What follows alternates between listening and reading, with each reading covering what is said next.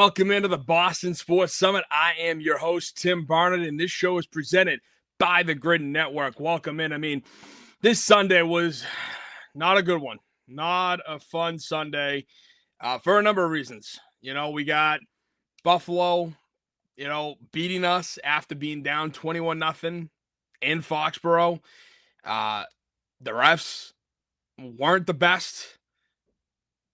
And you know how it goes. The refs and everything.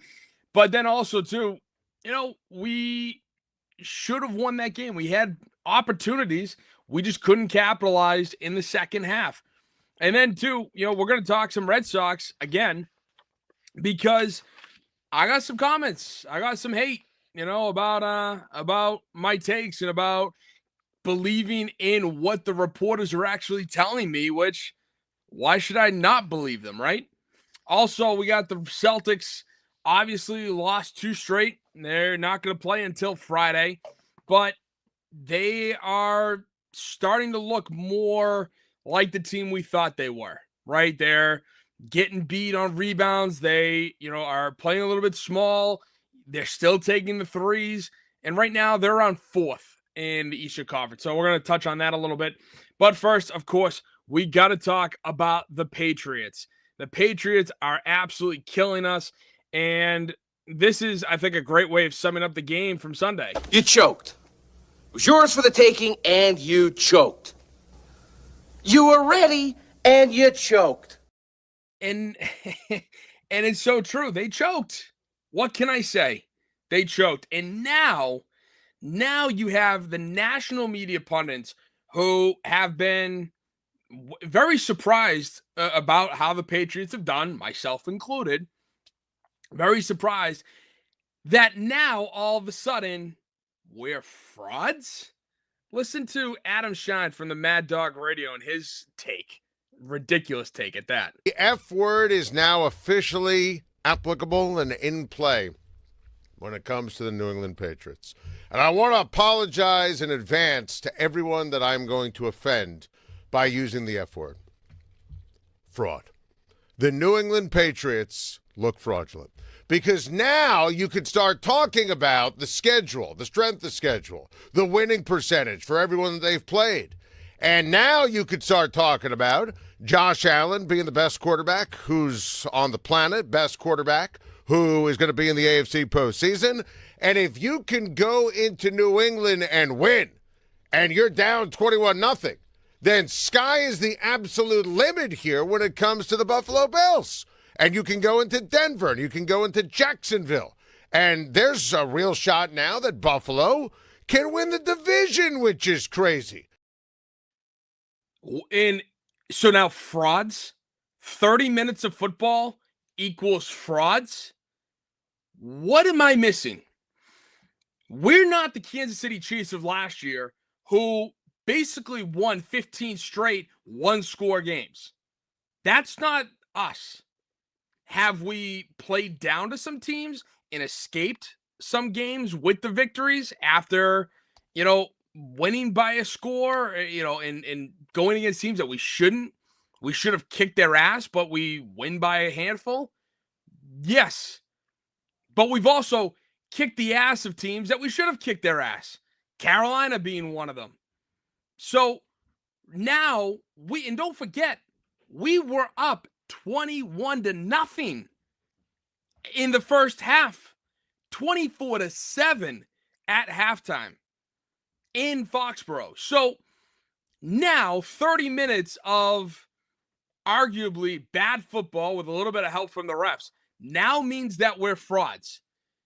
This is the problem that I have with talk show, radio sometimes, is that these guys they need to come up with something. And don't get me, and listen, you can argue I do the same thing. But this idea that 30 minutes of football all of a sudden means that we're frauds is fraudulent in and of itself. Because we have won 10 straight football games in the NFL. That's no easy task, especially for a team that has been 4-13 the last 2 seasons in a row with a second-year quarterback who wasn't that great last year. who had an horrendous offensive coordinator.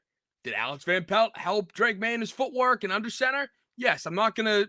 That's not what I mean by offensive coordinator. I mean play calling and some of the other aspects of the OC position and how that team was playing on offense. But it just bothers me that one half of football all of a sudden means, oh, this team's trash. Nope, we can't take them seriously. The strength of schedule thing now matters. It's not like the previous 10 and a half games, including the first half, means anything. Lest we forget, the Patriots were moving the ball at will against Buffalo's defense in the first half, going up 21-0 like that. And to all the Buffalo fans who want to say, yeah, well, you shouldn't have scored that first touchdown because of that booty catch.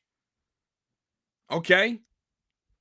Did we get a little bit of help from one play helped us in the game from the refs? Great. Let's tally up all the plays that helped you. Not to mention, well, don't worry, we'll talk about that in a little bit. But not to mention the fact that, okay, you could argue that was or wasn't a catch, but also, where was Sean McDermott on that? He had every right to throw the challenge flag, just like Mike Vrabel did the very next drive on the Brandon Cooks almost catch. Right, Vrabel was right there throwing that flag out before they could do anything.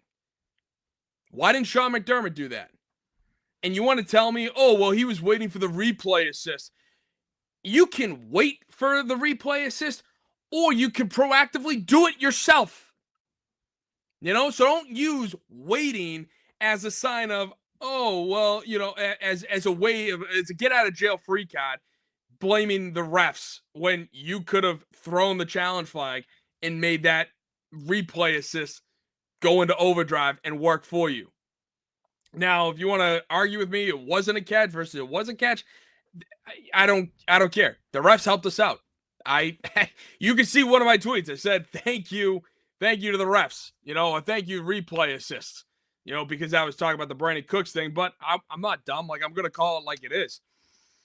So that's where I kind of draw the line with that. Sean McDermott wasn't paying attention in the opening drive of the game. And the Patriots, like I said, moved the ball at will against Buffalo. So to go into the second half and to answer, not even answer his question, he doesn't even pose a question, but no, the Patriots are not frauds. Just because they had a big lead at half and they blow it in the second half doesn't mean that they're frauds, especially with what they've done in the previous 10 games. Listen, I thought this team was going to win.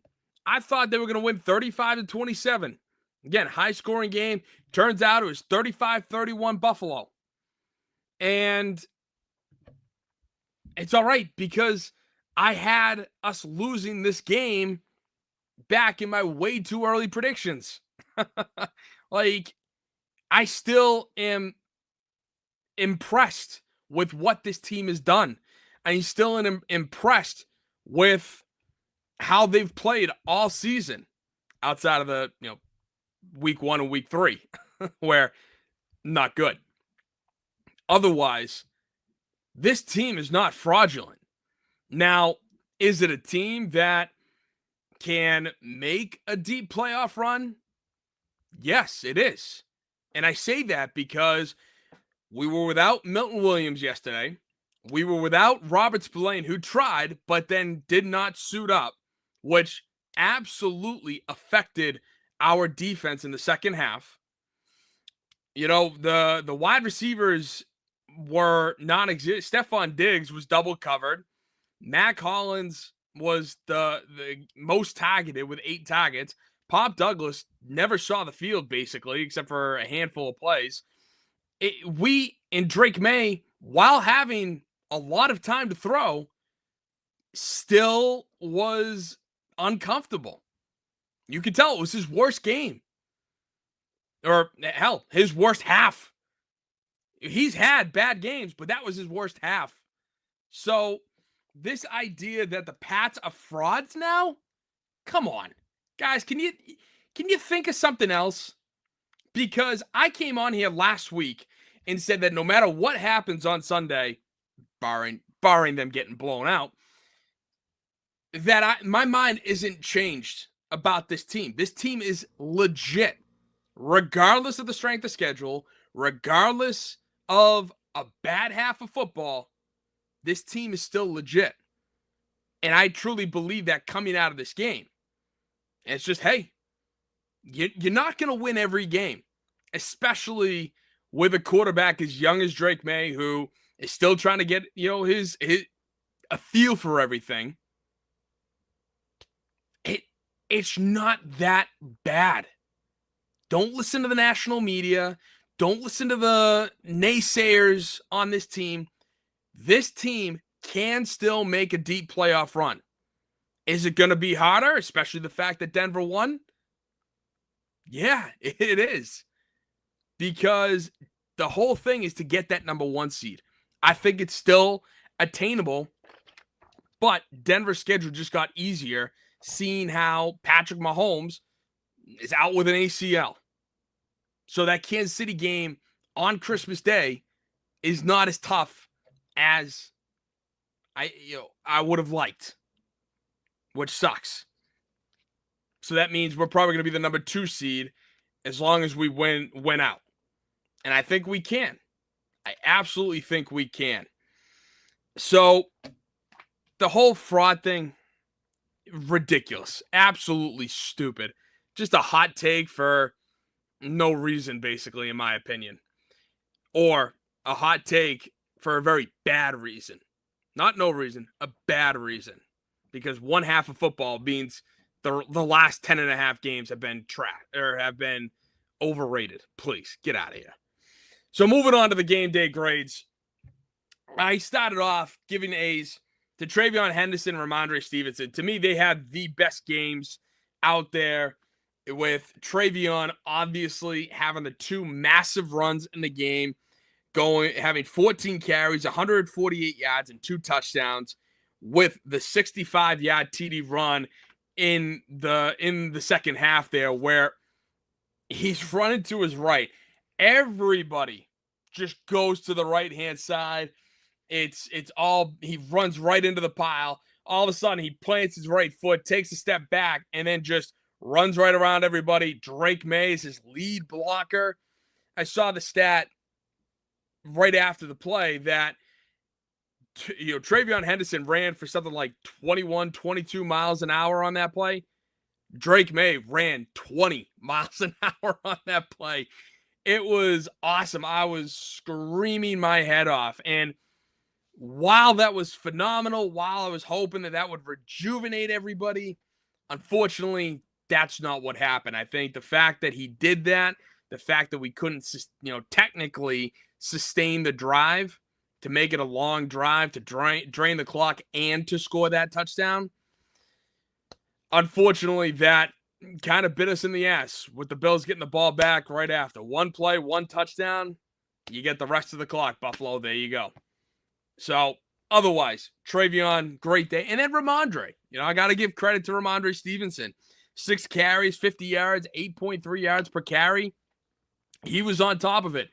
There are still times I see him swinging around with the ball in just one arm, not tucking it in. So every time he touches the ball, I'm still worried. I'm still sitting there going, hold on to that football, screaming at my television. Like, hold on to the effing football, Ramondre. So, but again, otherwise, no fumbles. He averaged 8.3 yards a carry. And it was hard because we only got the ball we only had 18 plays in the entire second half, which not ideal. Not ideal if you're looking to close this game out properly.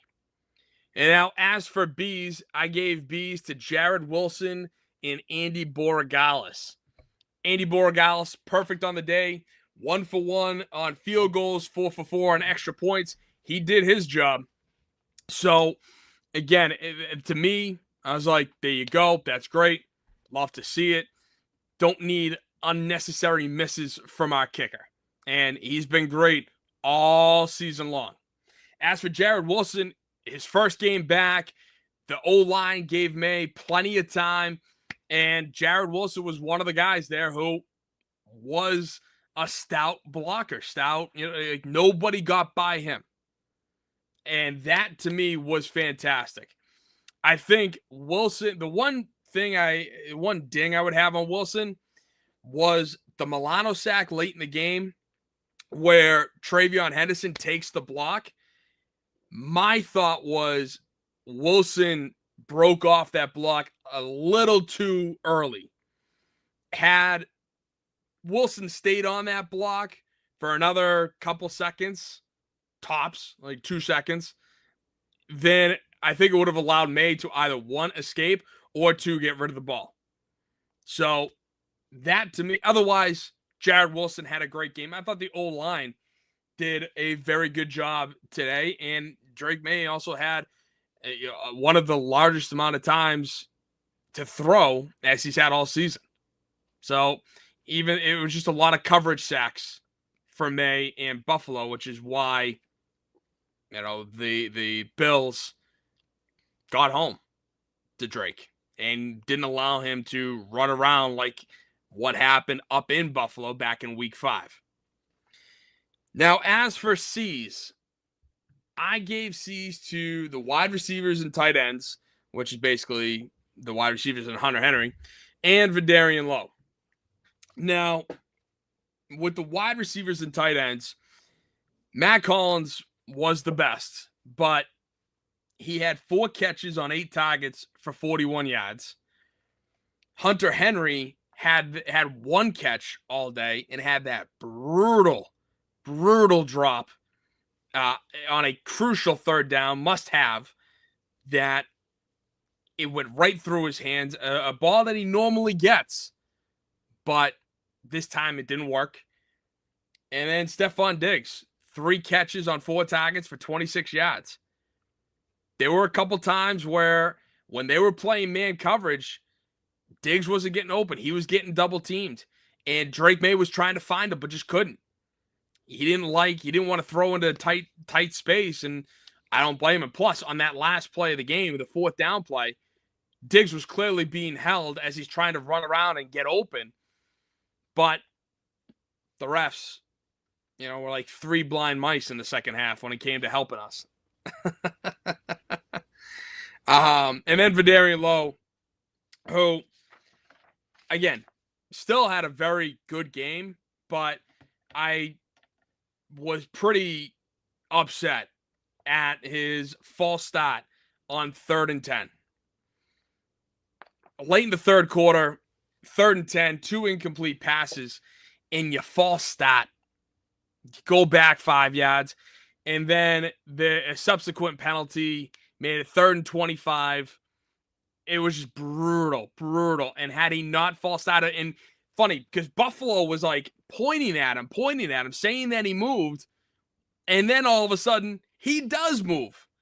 It's almost like they were predicting that he was going to move, and so they were doing it, and then he did move early. And it was just like, oh, Lowe, like, what are you doing, kid? So, to me, that pissed me off, because you can't, in this type of situation, this type of scenario, that was unacceptable. You can't have that. You're the offensive line. I understand you're the furthest away from the ball on the line, but you can't have that. You need to know the snap count. You need in your home too. It's not like you're on the road where you get the fans screaming down at you. So to me, horrendous. Absolutely horrendous mistake by Lowe there. Otherwise, good game. Now, as for D's, I gave it to Drake May and Brendan Schooler. And it's interesting because, as I said earlier, Drake May has played arguably a worse game, but that second half was brutal. And the Patriots were benefiting from the run game in that first half. So May going 14 to 23 for a $155, no touchdowns, and one interception, which Matt Collins was getting abused on that play. And it was third down. So first of all, should have been a PI. Second of all, it was a punt, you could argue, because it did pin Buffalo, inside their 15, inside their 10? So it was kind of like 50-50. It sucks because they missed Matt Collins' helmet getting smacked upside, him getting smacked upside the head. But also, too, it was third down. It was going to be an incomplete pass anyway. So the fact that now Buffalo gets it inside their 10, I can't complain. I'm complaining about something else, but I can't necessarily complain starting field position. One of the worst starting field positions for Buffalo all game, which we're going to talk about in just a minute. But Drake May, 58.8 QBR, 62.8 passer rating. Not a good day. Not a good second half. So, yeah, he got a D from me. And then Brendan Schooler. Schooler, what are you doing?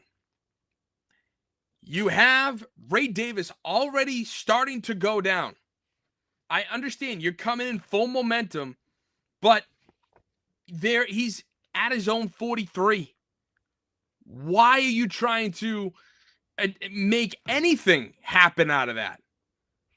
Because then you get called with that stupid face mask, which put Buffalo in our 42-yard line to start. Hello? Like, Schooler is good for one of these plays every other game, every 4 games. Which you could argue it's infrequent enough. It's frequent, but infrequent enough. I don't care. This guy is not Matthew Slater. Okay, yes, did Matthew Slater get his fair share of calls? He did, but not to this extent. Schooler has just been, he's just a hustle guy, which is great. I love hustle guys. You play the game hard every single snap you're out there. And especially for Schooler, a primary special teams guy. You got to give it your all when you're out there. 100%. But by giving it your all, you commit a stupid penalty like this? Buffalo was already getting great field position. Now you just put them over the edge and basically said, here's a free touchdown for you. You're only going 42 yards. And with Josh Allen's caliber, I'm not surprised. That was wildly frustrating. And yes, Schooler did get a fistful of face mask. But then the big one, the F. Second half offense, second half defense, special team, and the refs. Talk about the refs last, obviously. Starting with second half offense. They had 18 plays for 80 yards. Third and fourth quarter, 18 plays, 80 yards. And fun fact, you eliminate that Henderson touchdown, that's 17 plays for 15 yards. Now tell me, are you going to win a game being up 3 scores at half with running only 17 plays for 15 yards? Are you going to win like that? No, you're not. So while you did see my rant on Instagram, on YouTube, I did admit we sucked in the second half. And this is what I'm saying. We sucked in the second half. We couldn't move the ball in the second half, which is why we lost while allowing Buffalo to score on 5 straight possessions. Not score touchdowns on 5 straight possessions. Is that acceptable? No, not from the second half defense. Second half defense, like I said, 5 straight touchdown possessions. I will admit, This is going to get into a little bit of the ref territory and just, in that territory. But it's worth noting. On the third touchdown drive for Buffalo, they were aided by a third down flag on Woodson for his quote-unquote hold, where the definition is you get 5 yards of cushion. They're at the 13. Woodson and Shakir make contact at just before the 8-yard line, and they call that hold. I didn't agree with it. And when I looked it back, I was kind of stunned because there was contact. There was a little bump there. But in terms of impeding Shakir from his route, holding him back, or just grabbing him in general, no. There was a bump at the 5-yard mark, almost exactly. And then Shakir bounces off, gets a step in front of Woodson, but because the pass rush was getting to Allen, he just chucks it in the back of the end zone. It would have been fourth down at the 13-yard line, and then Buffalo would have had to settle for a field goal. So, a little bit of help there. On the fourth touchdown drive, Marcus Jones with the 4th and 3 defensive pass interference, 4th and 2, 4th and 3, which wasn't that which it was slightly underthrown, but Jones doesn't run into contact to the point where he impedes the receiver. He makes slight contact, but then turns his head around like this and then comes up with the ball. Now, I understand a lot of, myself included, Pats fans are sitting there going, wait a minute. Okay, if you're going to throw the DPI, that's one thing. But then to rule that a catch? You had to be blind as the 3 blind mice. You had to be as stupid as an ogre. I mean, yeah, I just quoted Shrek twice. I don't care. You had to be like, it was so asinine. Not once did Shakir have his hands on that football, ever. And yet, they ruled that a catch. So, at worst, it was going to be a DPI because they threw the flag, which I don't agree with. I thought that was a ticky-tack call, and they should have let it play, in which Jones should have come up with the interception. Instead, they ruled it a catch. They declined the penalty, and we're stuck there looking around going, huh? What? So, again, 4th and 3, either an interception or, that should have been intercepted, which would have given us the ball there. Unfortunately, if he dropped it, we would have had the ball at where near midfield. Either way, that was crazy, and that of course aided the Buffalo Bills. And then the final touchdown drive for Buffalo was the Carlton Davis, fistful of jersey.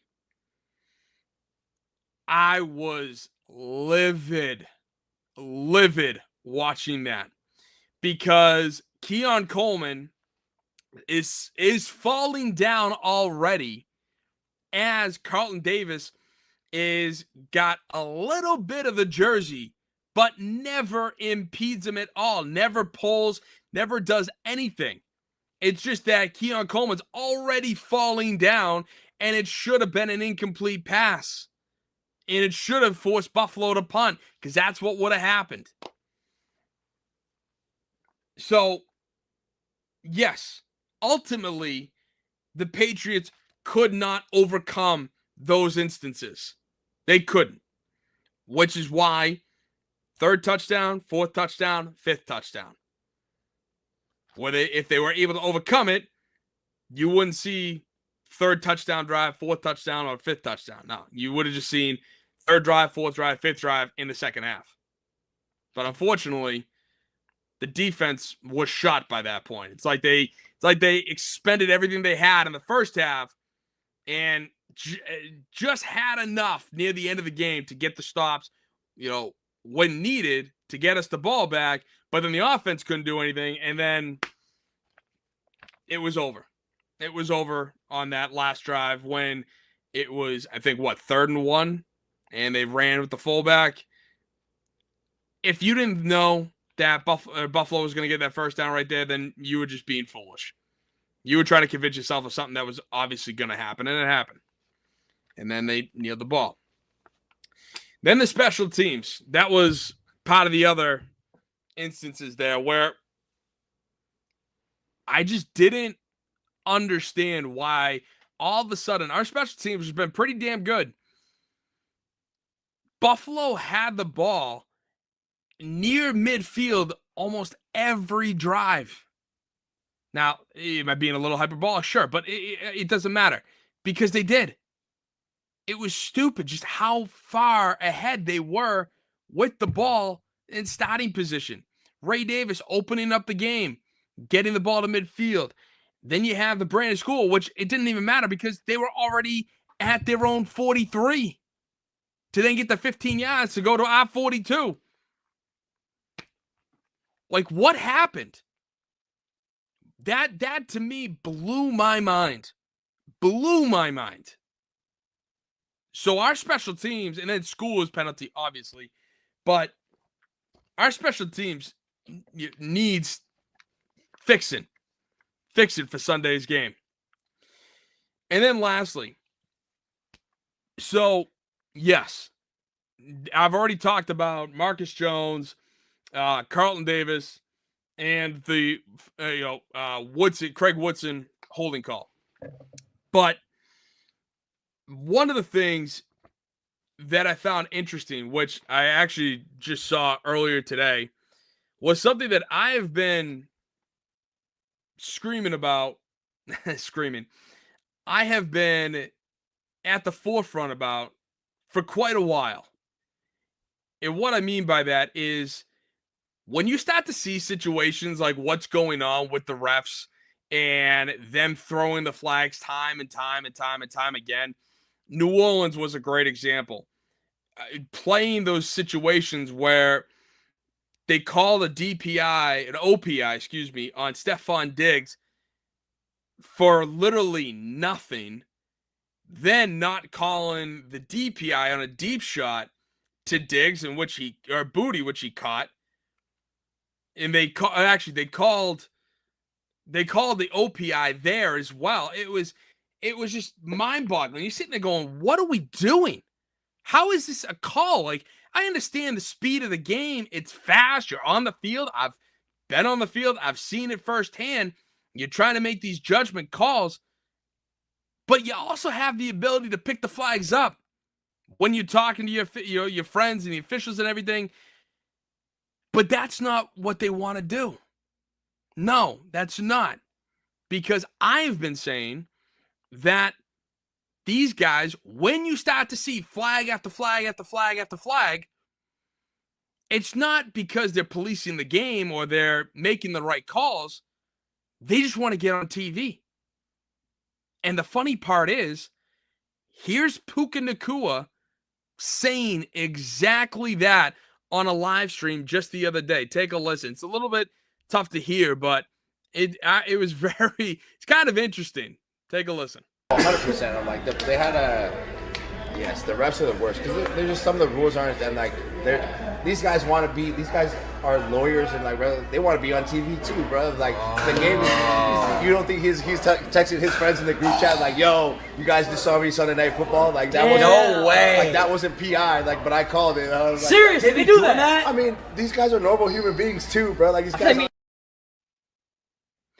Now, of course, it's all alleged. It's one of those things that unless you subpoena their phone records and everything like that, you can't necessarily prove.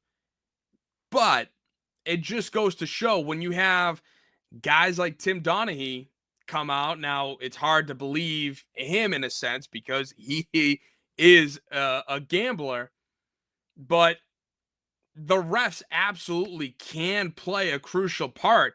And this is what bothers me when I have the conversations about the Chiefs in the past when it came to the refs, because people love to misinterpret my complaint with how you're not playing the Kansas City Chiefs, you're playing the Kansas City Chiefs and the refs. It's not because the Chiefs get every call. No, they don't. It's that in the exact moment at the right time, a key third down, a key possession, the refs are going to throw the flag or not throw the flag, depending on if it's going to benefit Kansas City. And there have been times where it's just so blatantly obvious. Again, I go back to the Super Bowl from a few years ago where Kansas City walked in with the most or second most offensive holding calls in the league. And yet they didn't, and this against San Francisco, and yet they didn't commit a single offensive holding call in that Super Bowl. Of course they did. There's a great still shot of Joey Bosa having his head plastered over the arm, I think of Jawan Taylor, and being like thrown back like this because Jawan Taylor can't hold him back. So he's, grabbing him and forcing him. And, obviously he has the elbow to the throat or forearm to the throat. But it was blatant as day that that's a hold 10 times out of 10. And yet there was no flag on that play. And with this game, I thought there was some real ticky-tack calls. Chris Hogan was on a Patriots podcast just the other day complaining about the referees, saying that it absolutely influenced the game. And I think both Chris and I think we all will absolutely agree with the fact that at the end of the day, the referees were not the reason why the Patriots lost. As I just said to you, 5 straight second half touchdowns for the Bills. 5 straight. 18 plays for 80 yards. You get rid of the Travion Henderson run. That's 17 plays for 15 yards. That right there is prime reasoning why we lost this game. Why we blew a 21-0, 24-7 lead. I am not hiding that fact. But were there ticky-tack calls and the Mac Hollins missed call that helped Buffalo? Not to mention the Deion Dawkins, play where Deion Dawkins falls on top of Harold Landry. Or not Harold Landry, Caleb Von Chason. And you have J.J. Watt trying to sit there and explain that, that's not a hold. It's, and trust me, as a defensive end, I get it. Like, he brought him to the ground. Deion Dawkins brought him to the ground. Like, what more do you need? Anyone else, that's being called a hold. But for some reason, for Buffalo, it wasn't. And I'm not Mike Vrabel where I'm going to sit there and say that they didn't get a holding call, because on one of the touchdown actually to Dawson Knox in the back of the end zone, the very play before that, they did throw a hold on Buffalo. Okay, they threw the flag. It was a hold on Buffalo, brought him back, and then the whole, our whole defensive line just collapsed to the right side, and Josh Allen just rolled out to his right and is like, all right, I got all day to throw. Oh, there's Knox in the back of the end zone. Drills him. So, and again, I don't throw that Puka Nacua thing out there just to, add it to the fuel that's why, New England lost this game. I just throw it out there because I thought that was an interesting tidbit and something that I've been saying for a while. These guys are lawyers. These guys have other jobs, and they get to leave and say, yo, did you catch me on TV tonight? Did you see me? Oh, I threw that flag 15 yards. Oh, that flag bounced out the receiver's head. How funny was that? That was my flag. I'm not saying that that's what they do or why or their motivation behind it. I'm just saying it's a possibility. These guys are on national TV. You don't think that they want to get some screen time? Not always, but sometimes. So of course now that's probably going to get clipped and people are going to think, "Oh yeah, you're just there blaming the refs. It's all the refs' fault." No, it's not. Of course not. I'm not that dumb. But I thought these flags were ticky-tack and I thought it helped Buffalo. Shocking, right? I'm a Patriots fan, damn it. All right, so moving on now. We got a big Sunday night game going against the Baltimore Ravens. 11-3 Patriots walking into M&T Bank Stadium for Sunday Night Football against our hated Ravens. Now, I don't like the Ravens this year. I don't. And I don't mean that from the standpoint like I hate them, they suck, blah, blah, blah. No. I don't like them because I think they are overrated. And this isn't the same Lamar Jackson that we've seen over the last couple of years. Part of it is because he's been hurt, but Derrick Henry's a little bit slower. Lamar Jackson isn't completing the passes like he usually does. Mark Andrews is non-existent for some of these games. So it was really interesting when I was trying to compare the teams, looking at the positional comparisons, right? I understand Drake May just played a terrible game. But with the way Lamar Jackson has played this year, I'm still taking Drake May. And when looking at it, Drake May has played in 14 games to Lamar's 11. May's thrown for 3,567 yards to Lamar's 2,210 yards. Drake May's got basically a 71 completion percentage to Lamar's 63.5%. May has thrown for 23 touchdowns, 7 picks to Lamar's 18 touchdowns and 6 picks. Drake May's got a passer rate of 109.1 to Lamar's 101.4. And May's got a QBR of 71.2 to Jackson's 60.1. So while the passer ratings are almost comparable, I still look at this and has not been the same guy. I believe that if you can keep Lamar in the pocket and not allow him to scramble, make sure that he is trying to throw the ball and getting into passing situations, meaning not allowing Derrick Henry to run all over you, I think you can win this game. Now, looking at the rest of the positional comparisons, I don't care if Derrick Henry's a little bit slower this year. I still think that he's better than our guys. Him alone, I would take over Ramondre Stevens and Travion Henderson. Nothing against our guys, but it just is how it is. Then as for wide receivers, I still like our guys, even though they had a tough time against Buffalo this week. The tight end position was a little interesting for me because as I'm looking at it, Mark Andrews has had great seasons in the past, but over the last, 2 years, maybe 3, Isaiah Likely's kind of come on as more of the security blanket for Lamar, which has put Mark Andrews in oblivion. He is nowhere to be found. He is in purgatory in Baltimore right now. And part of it is because he's been hurt, but also part of it is just because Lamar's not targeting him enough. He's not getting the targets that he used to. He's not the security blanket that Lamar used to go to all the time. But with Hunter Henry, okay, he had the bad drop.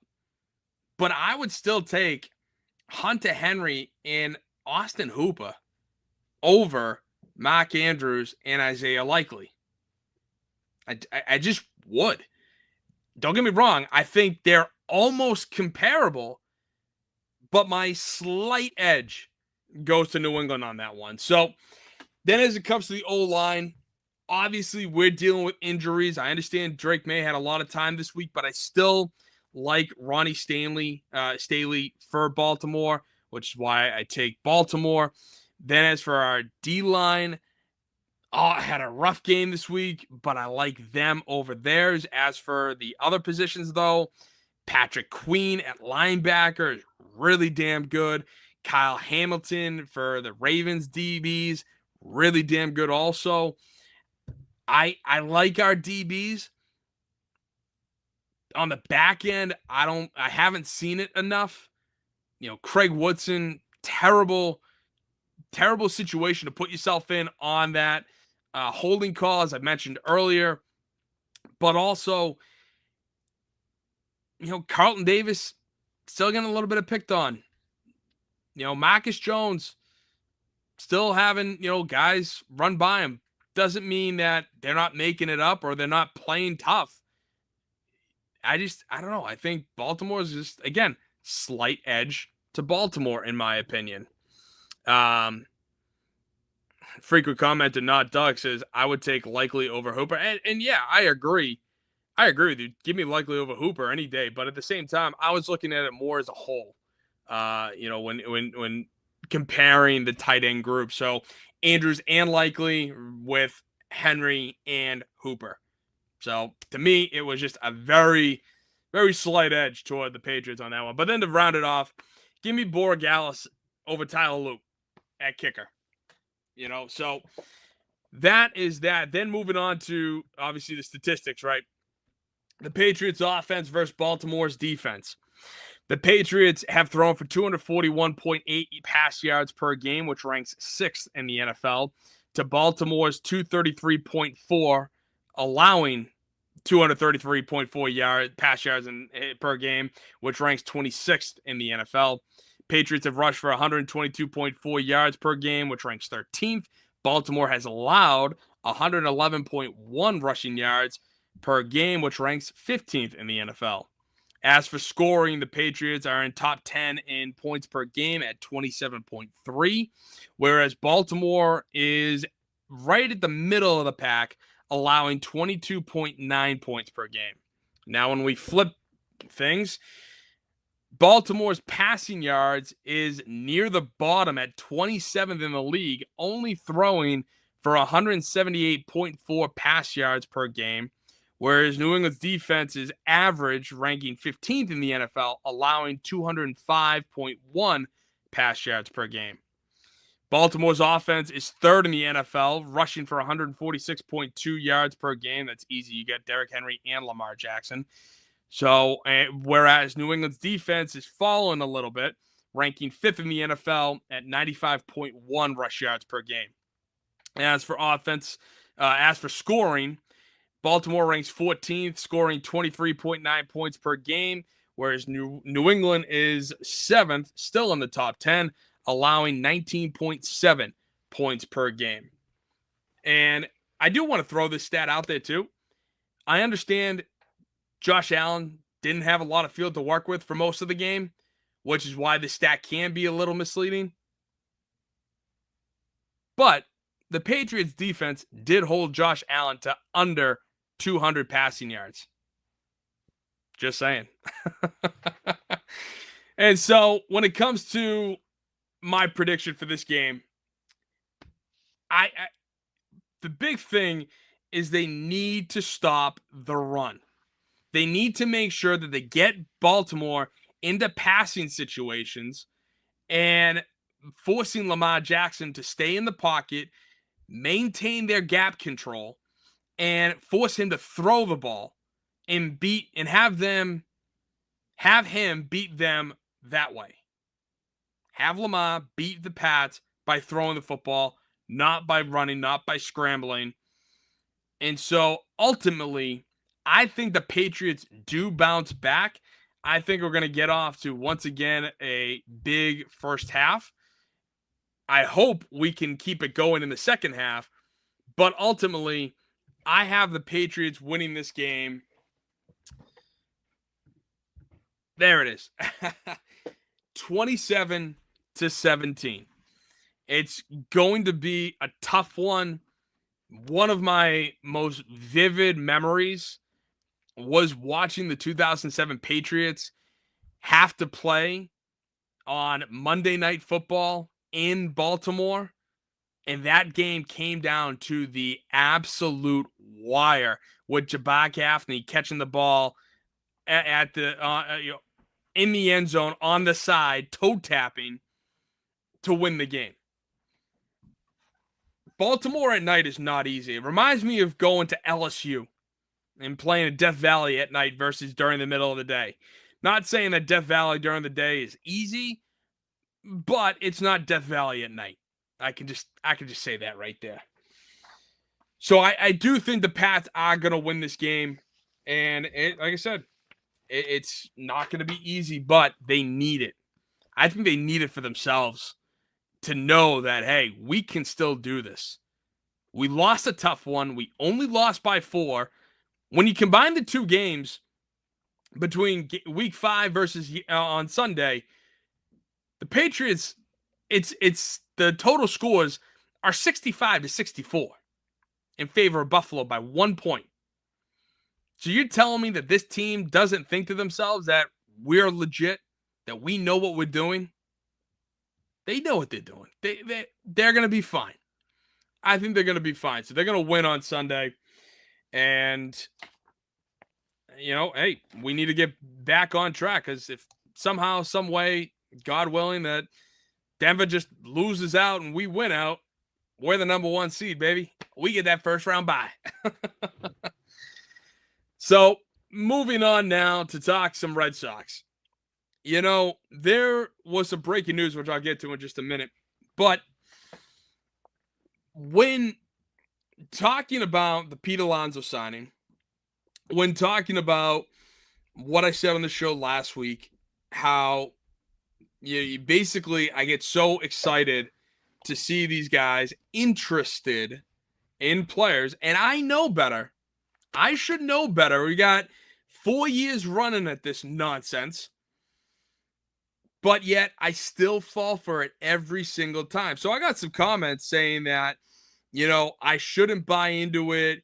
And it was so funny how it was addressed, like these quote unquote insiders. Like I'm talking about just some random podcast off the street that just started 2 weeks ago, who has no connections at all. That's my sources, which I was like, what are you talking about? But I'm following actual baseball writers and actual agents as I played the soundbite for you of Scott Boras saying how aggressive the front office of the Red Sox is showing him that we want to be aggressive. And I follow it like gospel because it's the offseason. What do you expect? Like, you need these reports matter, right? Because they're feeding information. It's what I want to hear, and do these reporters and agents use these reports to drive up the price for other teams that they're talking with for the client? Absolutely. So my question to you is, well, why? Why are the Red Sox feigning interest? And by feigning, I mean, one, they're in, but they don't make a contract offer, or they're in and they absolutely lowball the guy because that's what the freaking computer model, because that's what the computer model tells them to do. So why are the Red Sox feigning interest in all these free agents? And why do I get riled up by it? Well, because what purpose does it serve the Boston Red Sox to be listed in these reports time and time and time and time again? What does it serve? Because it's only a two-way street. It's only a two-way street when your name is being thrown out there like that. One, it's great PR because you're actively pursuing, you're doing whatever it takes, you're throwing whatever contract years and money at the player to go get him, and they sign, and everybody's happy, myself included. It's like, yes, we got our guy. We got our plan A. We got our power bat. We got our number 2 starting pitcher, whoever the hell it is. Okay? So it's either that, it's great PR, or the optics are horrendous, which is what it's been the last 4 years. They look absolutely moronic by having their name be floated out time and time and time and time and time and time again with all these different free agents, all these top players, but then don't make an offer or come in so laughably low that you just look so stupid, like you don't even know what you're doing. And that, to me,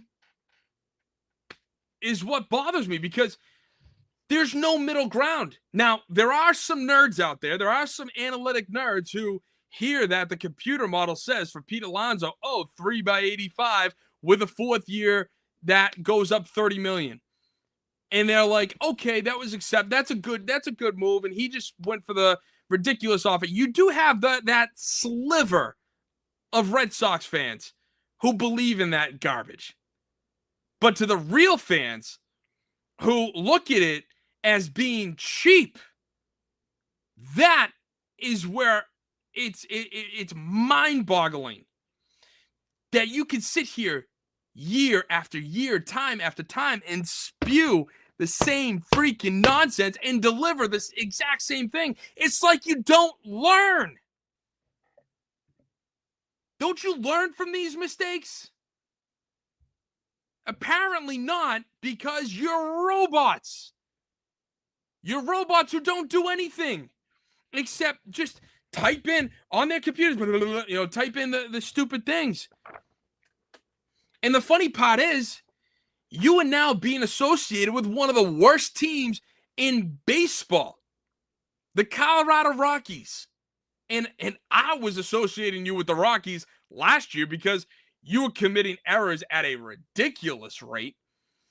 And the Rockies, who were the worst team in baseball, were second and you were first in errors. But now you're being associated with them again because you two are the only teams in baseball who haven't signed a free agent. And why is that? Colorado, I don't care about. It's simple. You're cheap. And so the funny thing today is the breaking news I alluded to earlier was that now the Fenway Sports Group is selling the Pittsburgh Steelers. And frequent commenter Not Doug mentioning that himself. Fenway Sports Group is selling the Penguins, I heard today. Yeah, for $1.7 billion. Buying them for right around $875 to then up it to 1.7. Hey, tip of the cap to you. You got more than what you bought for, so you're selling off high, right? The funny thing is, you have the Devers money that was freed up because you got San Francisco to give you a bunch of bums who can't ever play in the majors. They can't ever play in the big show. They suck. And so all that money got freed up because now San Francisco's taking on Rafael Devers' deal, which you did tell me that you can't necessarily spend at the trade deadline, but you can spend in the offseason. So that's some money. Then now you got $1.7 billion from this Penguins deal. Now you're going to go sign Bregman. You're going to sign Bichette, right? You're going to go get Tariq Skubal and give him whatever money that he wants, right? Right? If you believe that the Fenway Sports Group is going to spend any of that Devers money, is going to spend, and this, by the way, this is what I was saying the minute they made that deal. The minute they made that deal, I was saying that don't believe they're going to spend this money, okay? Now you think they're going to spend any of that $1.7 billion on the Boston Red Sox going out and getting the players necessary to make this a legit contending team? You just clearly haven't learned. You're clearly not paying attention. And I'm not saying you necessarily. I'm just saying out loud because it's not gonna happen. That $313.5 million that was supposed to get paid out over 10 years to Rafael Devers and this $1.7 billion is all going to be used to either start, fund, or buy an NBA team out in Vegas. LeBron, who I do want to mention later, LeBron's career is coming to an end. It's not hard to see. And I was livid when he bought into the Fenway Sports Group because he should not be a part of this group, but John Henry doesn't care. You know, John Henry doesn't, he just sees money and is all about the greed. You know, they say money is the root of all evil, which I disagree with. Money is, if you prioritize money as your God, then yes, that's when it's evil. But if you use money as a tool to help, then that's a whole different ballgame. But the way the Red Sox and the way the Fenway Sports Group are using it, yeah, I can see it being their God, right? So this is what is insane to me. That they're constantly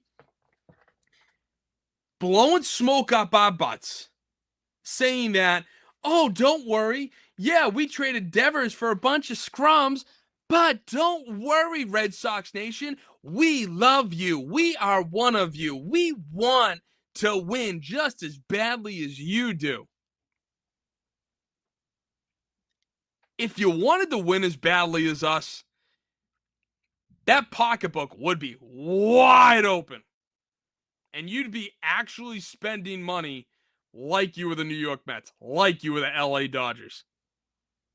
So, spare me on you're one of us. And the funny part is, Alex Bregman is now being rumored to Arizona. Arizona is a team that is sliding right in there.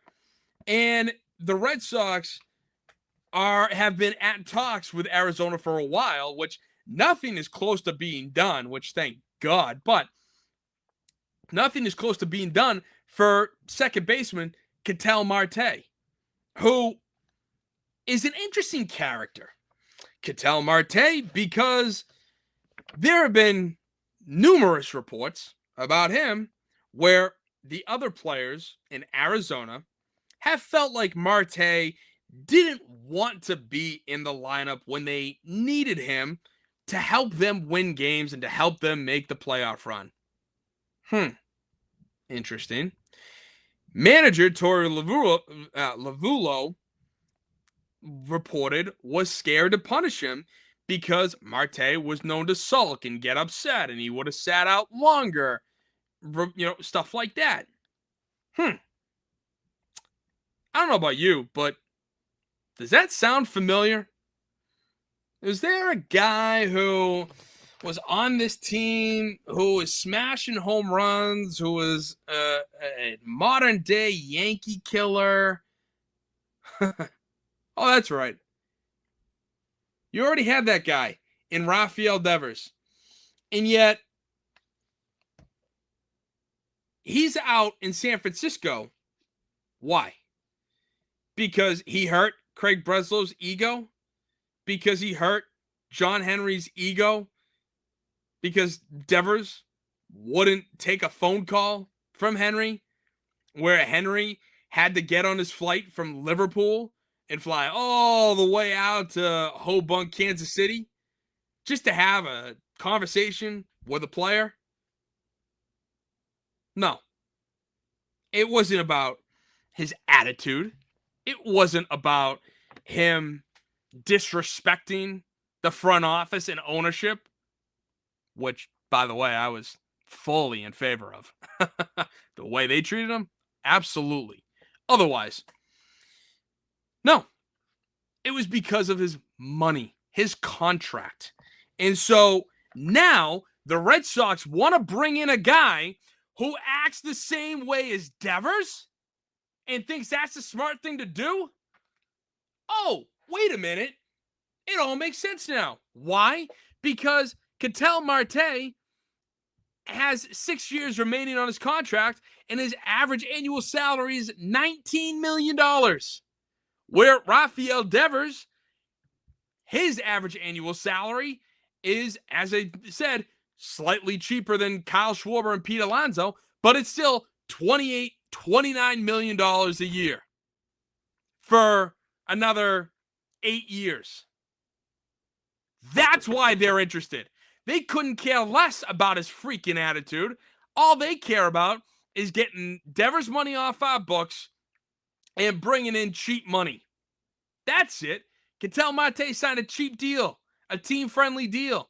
That's all the Red Sox want. And the funny part is, now the reports are being out there where Marcelo Meyer is one of the guys who could be shipped for Marte. Who, Ketel Marte is also, he's in his 30s. Okay? Marte is not young at all. Yet, Marcelo Meyer is 23. He's young. He's a kid. Yes, he's been injured. Marte's 32. Meyer has been hurt. But when you watch him play, man, he is good.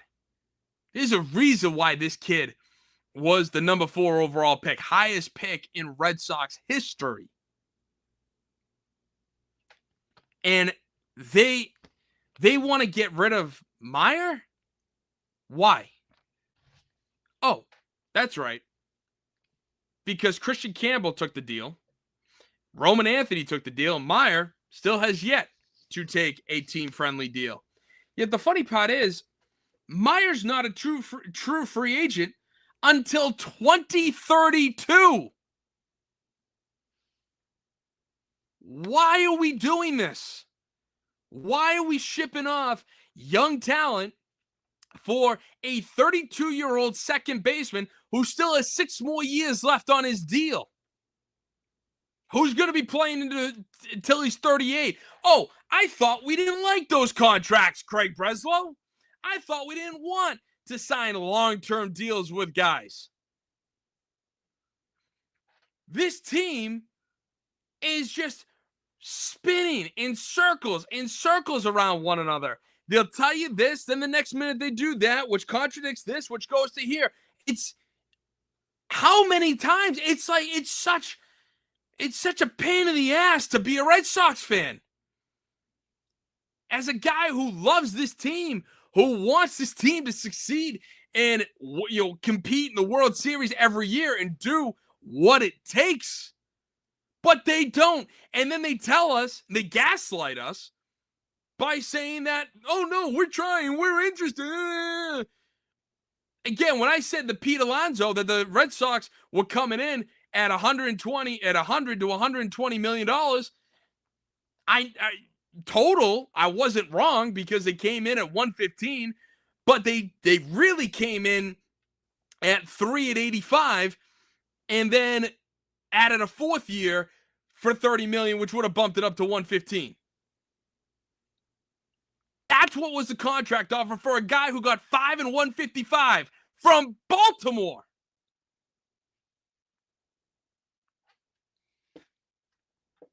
Now they want to sell off the prospects that they've been begging us to wait for years. Just please stick by us during the downtime. Stick by us during 2022 to 2024. We promise when these young kids get here, when Kyle Teal, Roman Anthony, Marcelo Meyer, Christian Campbell, when they get here, oh man, we're going to have a team for the decade. We're going to have these guys for a very long time. And now they want to sell off one of those pieces.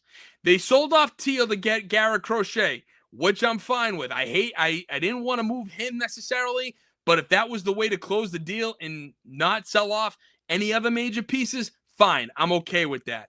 Otherwise, you have Meyer, you have Anthony, and you have Campbell. Campbell sucks right now. Meyer is good, but gets injured. And Roman Anthony's a stud. Okay? They are so hell-bent on doing this on the cheap. I don't know if they're waiting for the new CBA to give into the salary cap that the rest of the leagues have.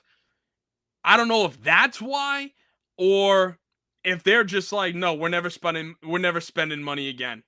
We'll use the name, image, and likeness of Fenway Park as our figurehead, but at the end of the day, we hate the Red Sox.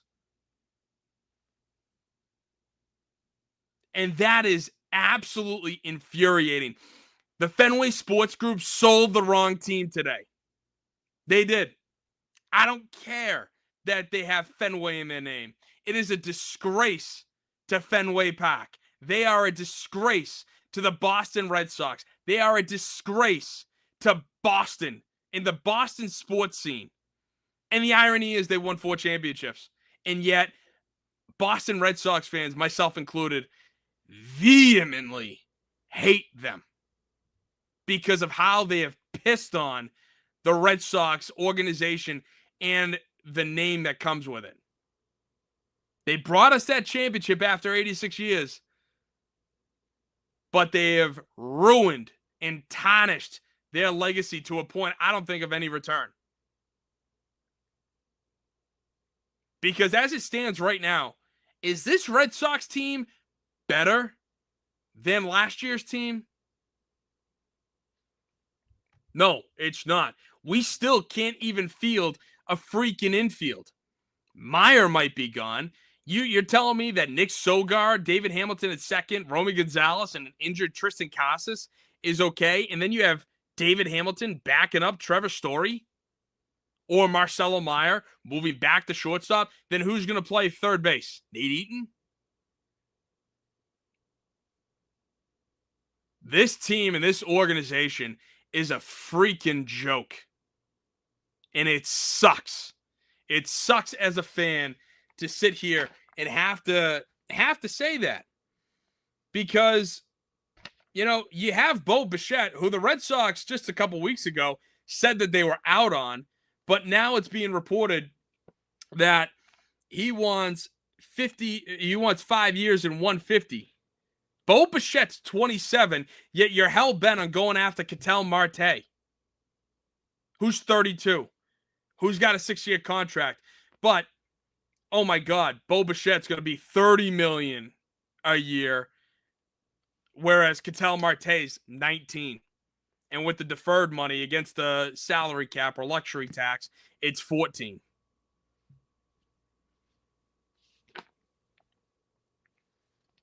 I mean, I see these comments, you know, and listen, I take all the comments in, please. You know, I'm more than willing to go through and read your comments. So please comment down below. Boston Sports Summit on Instagram, Boston Sports Summit on X, and then on YouTube, Boston Sports Summit. But to sit there and then say that I'm ignorant or I'm foolish, no, I'm just passionate. And I love this team. I love the Red Sox. I love baseball. But it's so infuriating to see our name get thrown out there for these types of situations just for them to not even come close and then to gaslight us to say, well, we tried. No, you didn't. You didn't try. I don't know. It's crazy. It's crazy. It sucks. And is there still time for them to do something? Of course there is. You still have the rest of December. You still got January. You know, Alex Bregman didn't sign, I think, until late January, early February of last year. Or, well, this current year, but last offseason. So there's still that stuff that can be done. But the way they just go about it is foolish, is ignorant, is you name it. And I'm trying to be polite here. So it's yeah. As it currently is constituted, December 17th, 2025. I don't know about you, but it sucks being a Red Sox fan. So now moving on to the Boston Celtics, who are on a little bit of a 2-game skid right now. The Pistons' loss on Monday was rough. They brought a little bit of extra toughness, which the Celtics, to their credit, did try to fight back with. But that's just not their game. And it showed. When they were missing buckets, it was getting in their head. And they were also out-rebounded. The offensive rebound discrepancy was pretty noticeable between the Celtics and the Pistons in favor of Detroit. And that's part of the reason why Detroit was able to beat us the other night. Even though we did have a chance to win, we had our opportunities to come back. The Celtics just cannot close games out. They cannot make. They came back, but then when it really mattered, missed some key shots against the Bucks. They had the lead at the halftime, and then had an abysmal 27-13 discrepancy in the third quarter alone, which gave Milwaukee all the opportunity to build up, a substantial lead. And then Milwaukee still even won the fourth quarter. And the funny thing is, the Celtics got out rebounded versus the Pistons, but in the Bucks game, the Bucks had 50 points in the paint to the Celtics 28. Just simple things that they are showing they're small. They don't take physicality well. And it's an easy thing to see that in the future, if you're going to beat the Celtics, whether they go out and get a big man or they wait until Tatum comes back, which if we let things lie as is and then get Tatum back, it's going to change, but I don't know by how much. So the physicality obviously matters with this team, and we don't have that right now.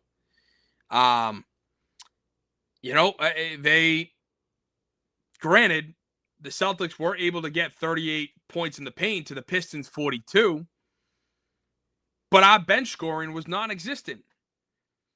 We had 14 bench points to their 47. Our bench guys couldn't buy a shot if they wanted to, if they had the money. They couldn't. 14 to 47, not 14 of 47, 14 bench points for the Celtics to the Pistons 47. The Pistons beat you top to bottom. It wasn't just the starting five. It wasn't just Cade Cunningham, who had a great game. But yeah, it was crazy. And now the Celtics are, they're sitting at tied for fourth in the Eastern Conference at 15-11. We're 6 games behind the Pistons, who were the number 1 seed. And I think we're only 2 games behind, or 4 games behind the Knicks, who are sitting in the 2nd seed. The Eastern Conference is still right there, but it is mid-December. And the Celtics are going to get a big test on Friday, because even though we're playing the number 9 seed Miami Heat, we're tied for 4th. They're in the 9th seed. They're only 1 game behind you. And that's going to be an interesting game to watch. to see if they can take that physicality and be able to, hey, learn from it and stop being and play the game the way they want to, which means actually hitting your threes, which you guys all know where I stand. You know where I stand on the 3-point attempts. I think it's absolutely foolish. Taking 100 threes a game. You're spending a majority of your shots from behind the 3-point line. That's not a good way of playing the NBA. It's not a good way of playing basketball. It's not an entertaining product either. But Celtics got a big test. I mean, they play 82 games and we're 26 games in. I'm not saying that the season's near its end, but we're a good portion through. We're about a fourth of the way through. So now the last thing I do want to talk about came up in the NBA on Sunday, where LeBron James and Dillon Brooks absolutely were going at it. And while that does make for an entertaining product, even though I just call the NBA not a good product, it was the way everything kind of went down that bothered me and bothered a lot of people. Because as we all know, the NBA is a superstar league. It runs on the superstars. LeBron, Curry, Jokic, SGA, just to name a few. But with what happened with LeBron and Dillon Brooks, so to set the scene, the start of the game, Dillon Brooks got a technical with LeBron, and there was a little talking going on after, nothing big. Then later on, the ball was bouncing high up in the air near the baseline. It was going out of bounds. The referees blew the play dead. So as Brooks is trying to go retrieve the ball, my thought is he heard the whistle, realized it was a whistle, and then just bounces the ball, just a quick little tap like that, and the ball goes off LeBron's shoulder, and LeBron lost his mind. Lost it. To the point where he was being restrained by one of his teammates, but grabs a referee. And this is where the controversy comes in, because if you see right here at the top of the screen, his teammate is holding him back. Referee's trying to hold him back. But then in the next page over, you see LeBron deliberately grab the referee underneath the armpit, trying to tell him that Dillon Brooks needs to be ejected, right? He needs to be ejected. That was a cheap shot, which is really funny because, just a side note, I watched a video doing research on this. I watched a video of LeBron falling out of bounds. And you know how guys, when they are falling out of bounds at the baseline, or they throw the ball to have it go off the defender to then bounce back so it stays, your ball. Well, LeBron doesn't just throw the ball off the defender. And it's not even him going out of bounds all the time. He will take the ball, wind up over his head, and full crunch, just whoosh right at it, and has drilled multiple players off the stomach, off the area, where these guys are physically down and out because they're not paying attention. But LeBron is coming in full power, doing it. And it's not like a cheeky little, hey, I'm falling out of bounds, and like a quick chest pass with enough force to have it bounce off the defender and roll out of bounds. No. He just comes in and wham! Is deliberately trying to hurt guys by doing that. And so Dillon Brooks, all he did was just, smack, like volleyball. Either smacked it or closed fist, just tapped it. There was zero ill intent. It was more of a, get in your head type of thing. And people want to say Dylan Brooks is a villain in the league and this, that, and the other. And while while he could be, what he did was cheeky at best. It was all right, whatever. But LeBron's overreaction to it just goes to show, right? So he grabs a ref, and by NBA rulebook comments on the rules number 2-E, physical contact, suspension. Any player guilty of intentional physical contact with an official shall automatically be suspended without pay for 1 game, a fine, and or longer period of suspension will result if circumstances so dictate.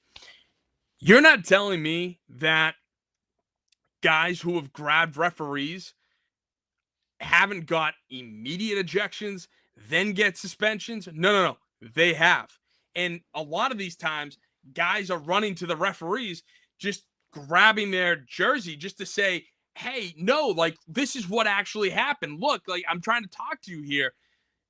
And they get ejected for cheeky things like that, little things like that. Yet LeBron physically grabs right underneath the armpit, pulls in to scream at the ref to say, get Dylan Brooks out of the game. And to me, that's insane. Like, that is so asinine, because even in the rule books, it says, hey, even if you don't eject him, he is guilty and deserves a 1-game suspension because it's intentional physical contact. Now, he's not going to get suspended. I think that time has already passed. If he does, I'll be shocked. But LeBron takes so many off days anyway. Why isn't the NBA just going to give him that, right? You know? So that is insane to me. And frequent commenter, not Doug, also saying he should be out at least 4 games. I mean, I think 4 games is a little much, but yeah, absolutely. He absolutely should be suspended either way. But then when you look at the pictures on the left-hand side, so Dylan Brooks doesn't get thrown out. Dylan Brooks already has a technical. And I think LeBron got hit with a tech here. But later on, Dylan Brooks hits the go-ahead 3 to go up by 1. And as he's doing it, LeBron is coming in. And he kind of comes in a direction where, so if you're shooting, right, like this, he comes in this way. And as he does kind of tuck his head, you see his right arm. I don't know if it's open fist, closed fist, or just knuckles, whatever. But his outside arm does come across his body to allegedly tap, punch, or smack Dylan Brooks in the ribs. And when you look at the left-hand side, if you can somehow zoom in, you can see that white armband going across his body, which it's funny that he's using his outside arm, not the arm that's closest to Brooks. But on the bottom left-hand corner of the screen, you can see that arm coming in. And then Brooks obviously falls to the ground, stands up, and does the bump to LeBron right there in the picture right next to it. And LeBron kind of flops, kind of is like, shaking up and falls away, but doesn't fall on the ground.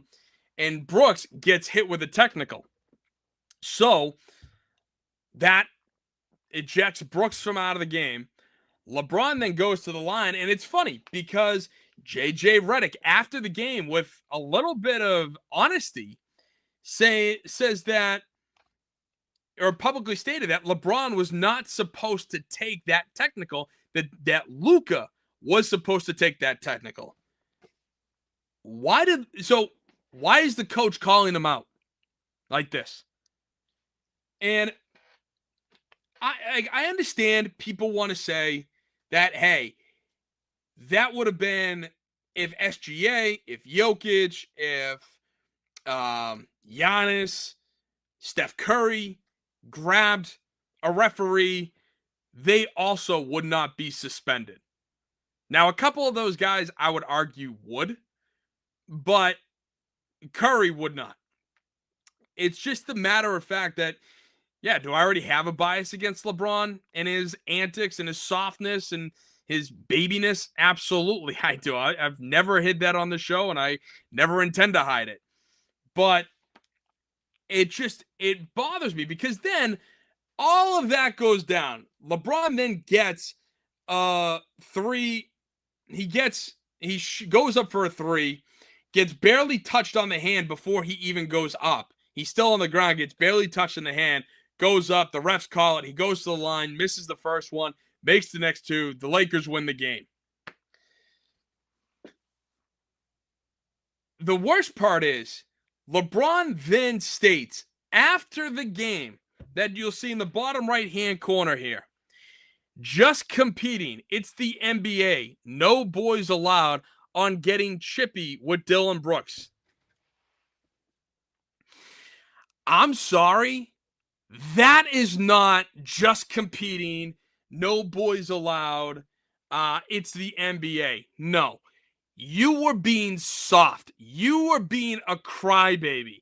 You wanted Dylan Brooks gone after he punched the ball and it went off your shoulder. That wasn't a soft, or that wasn't competing that you got that riled up, that emotional.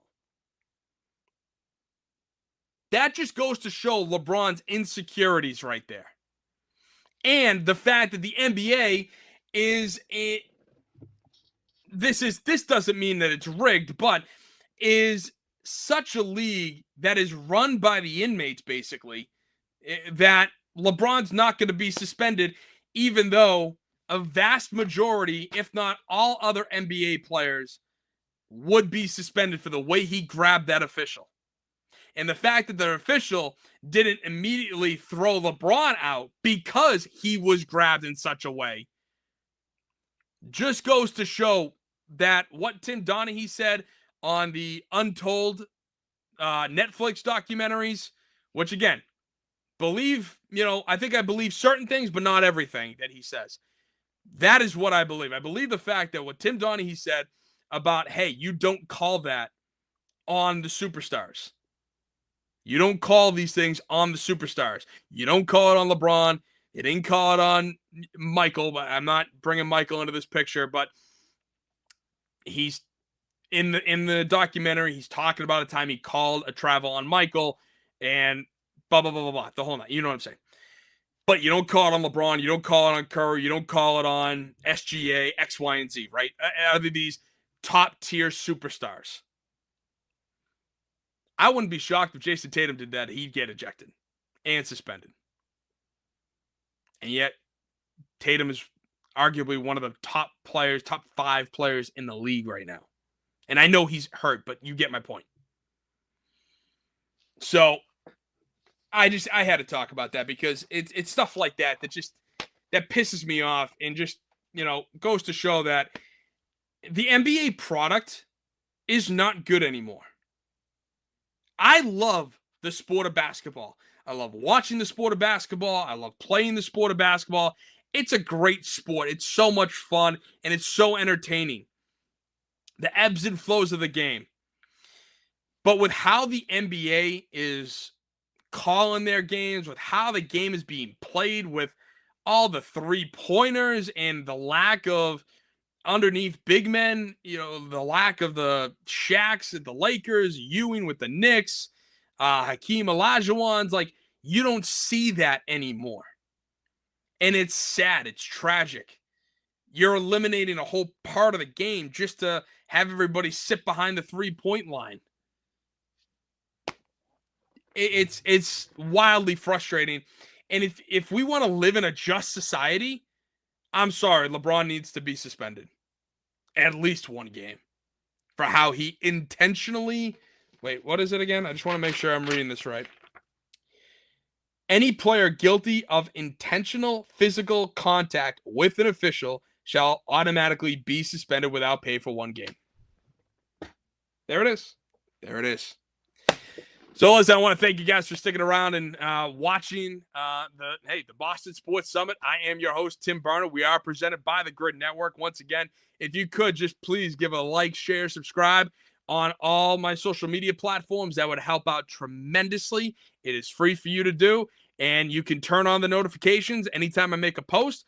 Otherwise, you can turn the notifications off, and just, if you wouldn't mind, even just hitting subscribe, turn notifications off. That would be great too. So all my social medias are right here on Instagram, Boston Sports Summit, on X, Boston Sports Summit, BOS Sports Summit, and then YouTube, Boston Sports Summit. Also, don't forget to give the Grid Network a follow, a like, share, and watch their content as well. Bunch of great guys talking sports, and it's a lot of fun. It's a good group of guys. So give them a follow as well. I appreciate it. Once again, for the Boston Sports Summit, I am your host, Tim Barnard, and we are presented by the Grid Network. So have a great rest of your day. Have a great rest of your week. God bless. And also, there will be no show next week. It is Christmas Eve, and probably, maybe, depending on the news, how and that goes, maybe no show the week after because that is New Year's Eve. Otherwise, thank you guys so much. God bless, and Merry Christmas. Happy Hanukkah. Thank you.